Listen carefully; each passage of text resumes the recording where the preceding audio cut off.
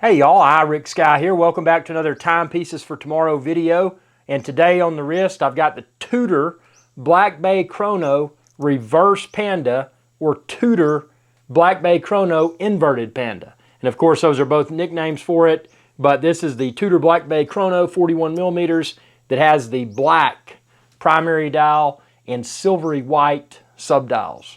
So without further ado, let's go ahead and get in here. I'm going to share my honest, unfiltered opinions in regards to the 2022 Tudor references that just released. Please comment below and tell me what you think, but I'm just going to share my unfiltered truth here. So I'm heading over to TudorWatch.com. TudorWatch.com is the official Tudor wristwatch website, and I'm clicking on New Tudor Watches for 2022. So let's just talk about them. And of course, these were released, or were announced rather, at Watches and Wonders 2022, which is a big wristwatch show. So for starters, we're just going to go from left to right. We're going to look at the Black Bay Pro. So looking at the Black Bay Pro, a few things that immediately come to mind. It looks very similar to an old school Rolex Explorer. So I like the I like the design of this wristwatch. I like that it's in a 39 millimeter case size. Again, I love the Tudor Black Bay 58 that's 39 millimeters, and this one is in a 39 millimeter case size, just like the Black Bay 58. But take a look at the case height. So I would definitely encourage everyone to to check out the case height. But just because it's 39 millimeter, it doesn't mean that the case height is not noticeable in the wrist. So that's one thing. And again, I haven't had this on my wrist yet. It was just announced. But looking at the design of the timepiece, I think that definitely always purchase a wristwatch on a bracelet if bracelet's an option. This particular bracelet, it was something I had to really do my due diligence because it wasn't really clear on their website. But it appears that this Tudor Black Bay Pro comes on the bracelet with the T-Fit, which is a micro adjustment, kind of similar to the Rolex Glide Lock, if you want to make small adjustments without the use of tools. So that's a major upgrade. That's a major selling point for this piece.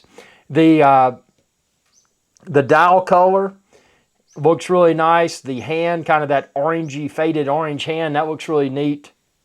Definitely different than the Explorer, but when you look at it, you can say, hey, that looks like an old school Rolex Explorer. The clasp, they've got the Tudor Shield on it. That looks different than some of the previous Tudor Black Bay references. So I think it looks better. What do you think about it? Comment below and tell me. And the obviously the crown. The crown doesn't have any of that. I was never a fan of the original Black Bay on the crown. They kind of had that black enamel on the crown. It just, in my opinion, it cheapened it up. I think that the design of this is very well executed.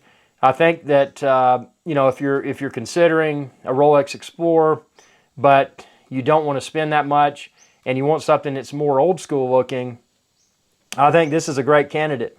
You got the GMT, you've got the water resistance, also 200 meters, 660 feet. So you don't have crown guard, so it gives it that, again, enhances that old school style look. You've got, let's see, I think this is a 70-hour power reserve. Let's see. Yeah, power reserve approximately 70 hours. I mean, obviously nothing is to the second. It's got the manufacturer caliber MT5652, which is a COSC certified movement rather. So this is a certified chronometer. So that's really nice. And it says winding crown, screw down winding crown in steel with Tudor rose in relief. And it's got the domed sapphire crystal. So just like the Tudor Black Bay Chrono on my wrist, it's got the domed sapphire crystal. So again, that further enhances the vintage style appearance of the piece. So you're getting current technology in a wristwatch that looks old school. And I really like that. And that's one of the things I like about Tudor, and especially the Black Bay. Since Tudor released Black Bay, they're really knocking it out of the park. Now, like the Tudor Chrono that I have on my wrist, and like most of the Tudor Black Bays, this does have the faux rivets, the fake rivets around the edge of the bracelet. I never notice them. Some people, it drives them nuts, but honestly, when you wear it, you don't even know they're there. And they're there for a reason. They're there to, further suggest that this is an old school timepiece, visually. But from a technological perspective, obviously these are loaded with new tech. Tudor is owned by Hans Willdorf's foundation, which also owns Rolex. So, you're getting good technology here. I'm not a fan of the leather strap or the black fabric strap. Always buy a wristwatch on a bracelet. If it's a wristwatch, it comes with a bracelet option because you can always add aftermarket straps. I think I would find an aftermarket leather, rubber, fabric type strap if I wanted that, but I would definitely buy this on the bracelet. Black Bay Pro, even though the name kind of sounds weird, when I hear Black Bay Pro, I almost think of some sort of Apple device. But even though I don't agree with the name of the product, I think it's a very good looking wristwatch, and I would definitely be interested in the Tudor Black Bay Pro. Let's hop down to the next 2022 release, and again, I'm just on TudorWatches.com here, and I'm scrolling through. They've got a new Black Bay GMT. Now, this Black Bay GMT, in my opinion, looks incredible. A few things to be aware of. This Black Bay GMT silver and gold is in a 41 millimeter case size. So just like the original Tudor Black Bay GMT, the Pepsi, or Diet Pepsi as a lot of people refer to it as, this is the same case size. This I don't think has micro adjustments. So I don't think it has the clasp that allows micro adjustments. But it does have a same power reserve, approximately 70 hours. It's got the water resistance of 200 meters or 660 feet. It does not have crown guard, so again, further enhances the old school style appearance of it. The color combo looks great. If you're a fan of the Rolex GMT root beer, then you'll probably like this. I think this looks really good. I think the bezel, the combination of black and yellow gold, I think it looks awesome. It looks awesome. But now let's dive into it here. So there's a few things to be aware of with this. Now, and I don't know if that's still the case, but with some of the earlier, at least the earlier reference Tudor Black Bay GMTs, the Pepsis or the Diet Pepsis, whatever you want to call it, some of the earlier ones are reported to have movement problems. So I'm hoping and I'm assuming that Tudor likely addressed that, but that's a concern I would have. Looking at it, you say, okay, that's a two-tone bracelet. Don't be fooled. This bracelet, to my knowledge, and correct me if I'm wrong down below, but to my knowledge, the 6 o'clock center link and the 12 o'clock center link, I think those are solid gold, but I think the rest of the gold on the bracelet is gold capped. So something to be aware of. And what does that mean? Well, it means if you wear it a lot, that something that's gold capped, eventually you could potentially rub off the gold, and that's not a good look on a two-tone wristwatch. So something to be aware of. I also think that the bezel, the outer ring of the bezel, obviously the bezel insert is aluminum, but I think the outer portion of the bezel, I think that may also be gold capped, and I think the crown may also be gold capped. So, with this, even though I like the color of it, for me to be interested in the Black Bay GMT silver and gold, or I'm sorry, not silver and gold, Black Bay GMT stainless and gold, it would have to have a solid gold crown. It would have to have a solid gold bezel. I mean, not talking about the bezel insert, but the rest of it. Because to me, then you could put that on a NATO strap. You could put it on a leather strap. You could put it on a rubber strap. But you would have something that would be right, in my opinion. The fact that it doesn't have that, I mean, it looks good on the bracelet, but again, do you really want to wear something that's gold capped? So for me, that's a huge turnoff and a huge letdown for what could have otherwise been an exceptionally awesome timepiece from Tudor. Now again, I do like the others, they didn't use the date cyclops, so that is nice, and you've got the date at the 3 o'clock position. Obviously, this is a GMT timepiece. I think it looks really good, but again, because of those technical things that I just mentioned, you know, I personally would not be a buyer of this. And also, I would like to have seen it in the 39 millimeter. If they released this and made the corrections that I just mentioned in the Black Bay 58 size, 39 millimeter, they would have a really really hot timepiece. But because of what I just mentioned, unfortunately I'm not interested in it. The next one is the Black Bay Chrono. So they just added a new Black Bay Chrono.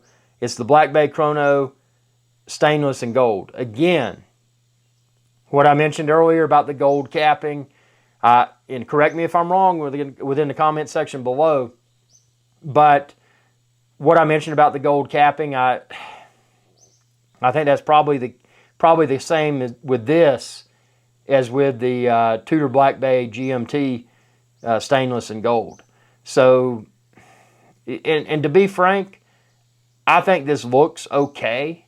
I'm not a fan of that in this particular reference. To me, in my mind, Tudor makes two chronos. They make the Tudor Black Bay Chrono reverse Panda or inverted Panda, like I have on my wrist, and they make the Tudor Black Bay Chrono Panda. Other than that, there's nothing I would consider. Those are the only two, in my opinion. And again, these are my opinions here at Timepieces for Tomorrow. So, you know, I'm not trying to insult the product, and I know everybody has different opinions. These are my opinions, and in my opinion is that there's only two Tudor chronos. Again, the Panda and the inverted Panda. The rest of them, you know, just not worth it. I mean, you want a stainless steel sports watch. You know, you don't want, if you introduce precious metals in it, like gold and stuff, you don't want it to be capped. You want it to be solid. So, yeah, I mean, yeah. And now we're moving on to the next things here. You've got Black Bay 31, 36, 39, 41 stainless and gold. So they've added a lot of different references there. The first thing I notice about this is that I don't know. They're not of interest to me.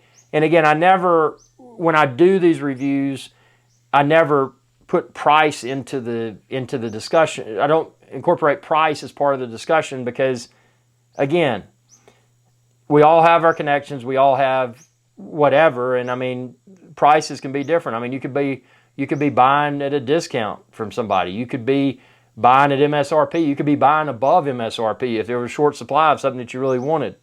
So I don't factor price into the conversation, but I'm just looking at these from a pure design perspective and a pure, I mean, as much as I dislike saying this, I just think they look tacky. I mean, if you want something that looks like this, I would, and again, it's probably gold capped. It's probably the same situation. Correct me if I'm wrong down below, but you know, with that being the case, I think it would be a poor decision. I mean, if I was going to look at something like this, I'd be looking at a Rolex Datejust. You know, I wouldn't. And maybe I'm wrong. You know, comment below and tell me what you think, but I'm just not a fan of the Black Bay silver and gold. And then we go to the next category here, which is, let's see, the Tudor Royal. So it looks like they released some women's watches in 28 millimeter. Let's see if they've got any of the 41s or the 41s and those sizes are still, it doesn't look like they refreshed that. Let's see, they got 41. I was thinking they had a 39 at one point. I may have been wrong. I'm not a fan of, and again, nothing against it, but it's an integrated bracelet. I don't know. Everybody's got their own preferences. I'm a fan of Tudor for the sports, for the stainless steel sports. And these others, they don't interest me. But I really do like, and I'm going to circle back to the first one that I talked about, the Black Bay Pro, you know, having a despite the crazy name, having a GMT complication, having a date complication at the 3 o'clock position without the use of a Cyclops, having the T-fit, I think it's T-fit's what they call it, you know, the micro adjustments in the bracelet. And by the way, Tudor, you need to update your website to let your viewers know that the Black Bay Pro has the T-fit toolless adjustments, because I didn't really see that spelled out, at least at the time of filming this video. I found it through your, I was looking through some of your other sites, like your social media and all of that, and I dug into a response that apparently someone from your team had posted indicating that it had the T-fit micro adjustments on the bracelet. So, yeah, you need to do a better job of your description on your website. So, yeah, with that being said, I mean, I would definitely, the only concern I have, having not held this particular piece, is the case height. But again, I had concern about the case height for the Tudor Black Bay chrono that I have in my wrist, 41 millimeter. And, I mean, that's, you know, the diameter, not the case height. But the case height of this has not been an issue for me. You know, on paper, I thought that it might be, but proportionally, everything's correct. And my assumption is that with the Tudor Black Bay Pro, that it would probably be the same type of situation. So, yeah, it's a great looking piece. Again, old school look. It does not have, you know, the bezel is just a, you know, when you look at a Rolex Explorer, it's just a stainless steel bezel, and it's got, I guess that's like black enamel or something that's etched into the graduations. So, yeah, I don't know. I mean, it looks cool, and I don't have any, I really don't have anything negative to say about it. I'm curious about the case height, the case thickness, but I don't have any concerns. I mean, I think it looks really good. I think that's an example. The Tudor Black Bay Pro is an example of a quality release for 2022. So, yeah, that one excites me, but I tell you, everything else, you know, I told you what I thought. What do you think? Comment down below. Oh, and if you're looking for timepieces for tomorrow merchandise, like this T-shirt, sweatshirt, coffee mugs, pint glasses, stickers, and more, look below and you can find it all there. And be sure to subscribe. And when you do, ring that bell icon to be notified whenever I post another video. And be sure to check out the Timepieces for Tomorrow live streams also. Thanks for your viewership, and y'all have a good day. Thanks again for watching this video. And want to remind everyone, be sure to subscribe and ring that bell icon when you do to be notified whenever I post another video. And if you've got a wristwatch or a wristwatch collection that you'd like for me to try to review within an upcoming video, send me an email, review@timepiecesfortomorrow.com. Thanks for your viewership, and y'all have a good day.